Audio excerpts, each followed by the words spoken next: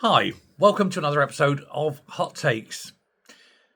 Starmer has just faced another embarrassing defeat, and possibly even a humiliating defeat, depending on how you want to look at it. For you see, he has been trying for some time now to push for a much wider, a much more loosely worded definition of what it actually means to be, or to engage in terrorism. He wants it loosened. He wants it made easier to capture people in the net. And this, of course, is as a result of Axel Rudikabana, which he now sees is a ball and chain round his feet because of his close connection, at least in the eyes of the public, to the case. Now, the trouble is that despite his desire, he is only the Prime Minister. He doesn't have that power.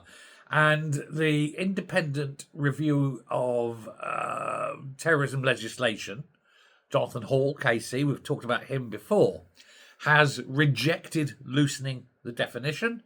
And he's warned that expanding terror laws to include loners fixated on violence and such thing would, first of all, overwhelm MI5 and MI6, the whole of the security services, and secondly, would start eating into what he says would be unacceptable limitations on freedom of expression. And apparently, Starmer is absolutely livid. He does not like the idea that an independent person Have you ever experienced a place where time flows differently? I apologise for that. Something just automatically started. That shouldn't have happened. But yeah, he's absolutely livid that someone who isn't Keir Starmer is being allowed to make decisions like this with no recourse because of the independence of this person's position. You see, they don't like independent reviewers. They don't like other people having power. They think that when they're Prime Minister, they are godlike, messianic. You know, that what they say goes. And of course, that isn't the case. And so Jonathan Hall has come back and said, no, not a chance, matey. Now, he has come back, Jonathan Hall, and suggested that there are new offences, and they've recommended introducing non-terrorist offences of mass casualty attack planning, which would then put it below the terrorism rank, but still of sufficiently high importance to attract a serious sentence. It's a halfway house, if you will.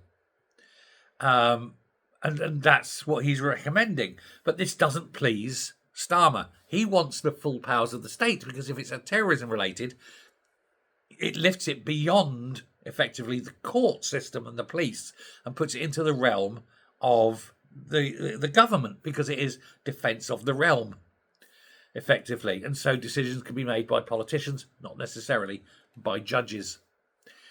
Again, a power grab, a massive power grab.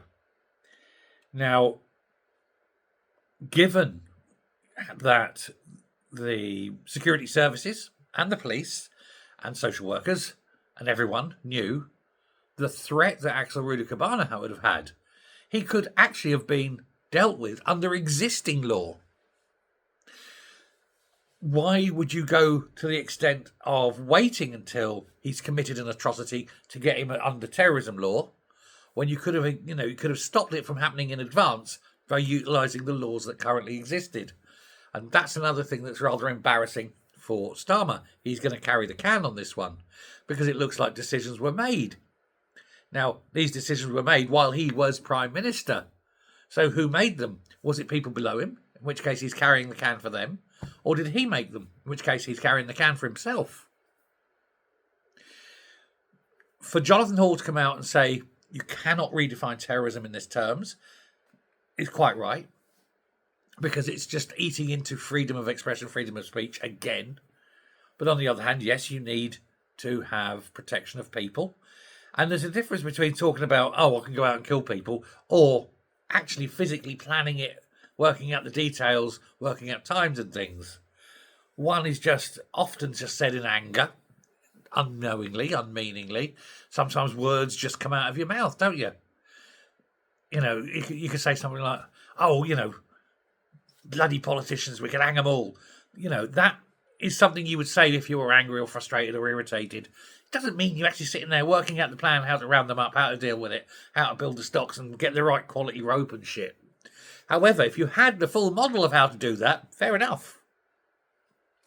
And that's what Jonathan Hall is saying. There's you cannot round people up for expressions made without contextual knowledge. Quite right too.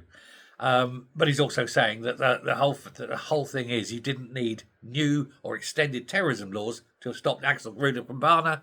You could have used the existing laws to do it. Jonathan Hall. The more I hear about this man, the more I like him. Sensible. Thanks very much. Bye.